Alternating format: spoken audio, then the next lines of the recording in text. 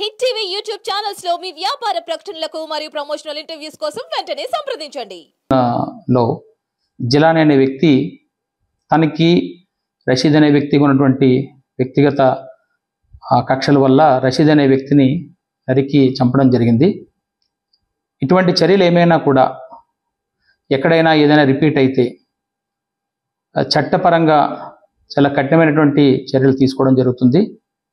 ఎవరైనా వీటిని ఎక్కడైనా ప్రోత్సహించినా కూడా వాళ్ళు కూడా చట్టపరంగా తీసుకునే చర్యలకి బాధ్యులవుతారు. రేపు పట్టణంలో కూడా ప్రజలందరికీ కూడా ఈ విషయాన్ని తెలియజేస్తున్నాము.